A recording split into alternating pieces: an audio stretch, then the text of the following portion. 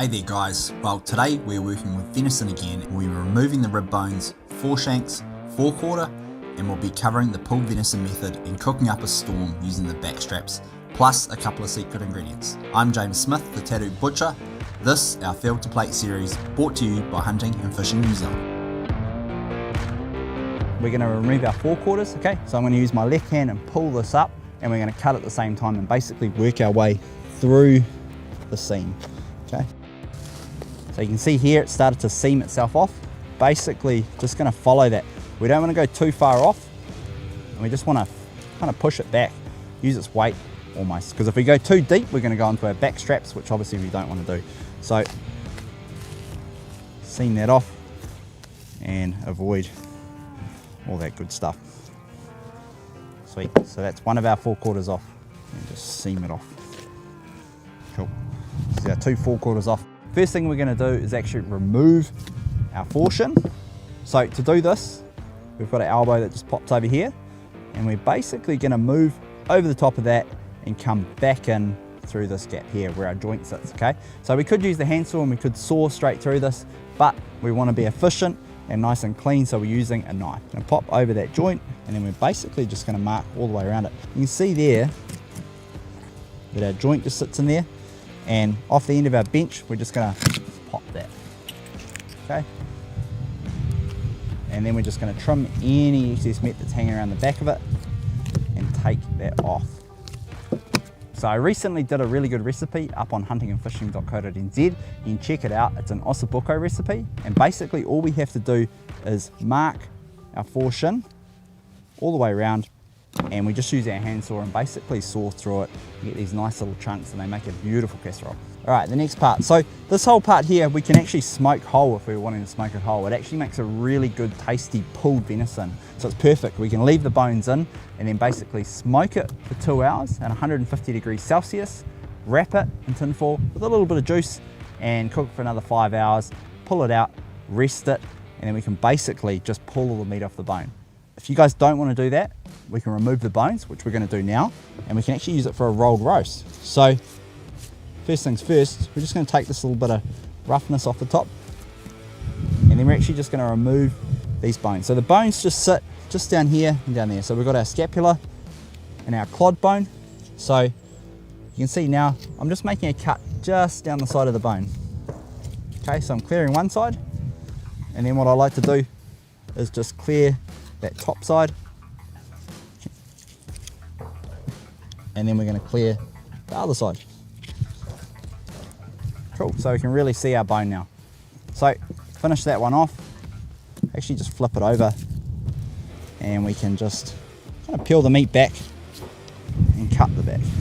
So obviously we don't want to leave a lot of meat on the bone. And then the next part, we just want to make our scapula visible. So we've got this piece of meat that just sits on here.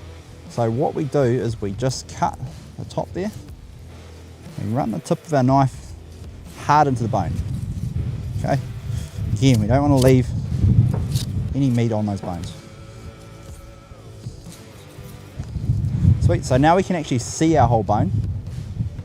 We just want to make a little cut just down the side here, just to there, okay? We'll show you why soon. Next thing, we're just going to clear down that other side of the bone and go all the way down on that side, okay? And then lastly, we're just going to come around the back, and I'm literally holding this up and letting the gravity do its thing and get that meat kind of fall off as I cut around it. And we just want to mark up against that bone, because we're actually just going to pull this bone out. So I'm just scratching up against it. Actually just going to push down and pull that bone out. So this is the cleanest way to get that scapula out. You're always going to have that little bit down the end, so we just cut, again, hard into it. What we're going to do now is we're actually going to roll that shoulder. So we're getting it ready. We're just going to butterfly it out and actually even it out. That's what we do when we roll a roast. We want to make sure it's even, so that when we cook it, we don't have one end that's thinner than the other and one end that doesn't cook faster than the other. Okay, so this one's pretty even. We'll just check it though and roll it up. Seems pretty even like that.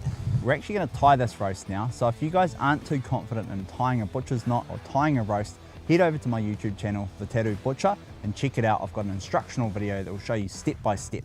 And we're going to saw through our breastbone so that we can take our ribs off. Sweet, all the way through. Now we're going to remove our ribs.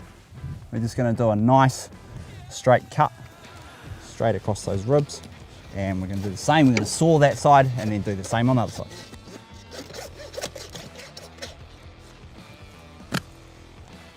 Cool. So with low and slow barbecue getting more popular, we can utilize all these ribs. We can actually just square these up, and then we can cook them in the barbecue low and slow style on our Bronco. Same on the other side. Nice big mark. So removing our back straps, we can see a nice big heavy backbone down here. We just want to run the tip of our knife hard up against that. Okay, we can spin it around and we'll follow it all the way up the other side. Cool, so as you can see, just cleared all that meat just up there. And we can basically just scoop the rest of that out and follow it down those rib bones. Again, make the meat work around you, spin it around, and then we can just seam the rest of it out. And we've got one of our whole back straps. So we'll do the same on the other side. We'll bone that out, we'll run down the backbone, hard up against those rib bones, remove that second one as well. Cool, and then we've got our two back straps all boned out, ready to be trimmed up. So basically what we need to do is just remove the silver skin and face any of that roughness off on the end, just like that. All I'm going to do to take the silver skin off is poke a little hole in the middle of it, and I'm just going to point my blade up, and all I'm going to do is basically just run my blade down and then down the other way.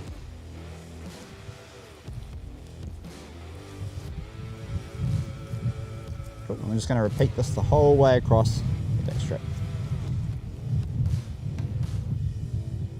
So there's two ways that we can cook our backstrap. We can butterfly the steak so they make one nice big steak. Otherwise we can cook it in a whole piece or cut it in half. So if you guys are going to butterfly them, by butterflying I mean make a cut halfway through, not all the way through, and then cutting a second steak all the way through. We can basically fold them into a nice looking little medallion like that. Otherwise, what we're going to do today is we're going to cut them and cook them in a piece and reverse sear it on our Oklahoma Joe's Bronco today. Our back strap's all ready to go. Now we're just going to season it. So we're actually going to use the Tattooed Butcher barbecue rub today, which pairs perfectly with venison. So just going to sprinkle a generous amount on top of our venison. Just make sure it's covering all sides. So now our venison back strap's ready to go on the barbecue. We've heated it up to 200 degrees Celsius. We're going to cook this venison back strap for 15 minutes. And then we're basically going to heat a pan up with some hot garlic butter and thyme, and then we're going to sear it off in that pan before we slice it and we serve it. Cool guys, so that's a wrap on this episode of the Field to Plate series. Remember, there's a lot of meat on a deer, and in my experience it's heavily underutilized. Meat that prepared well can taste amazing. So stay tuned for the next episode of the Field to Plate series to continue growing your knowledge on venison meals.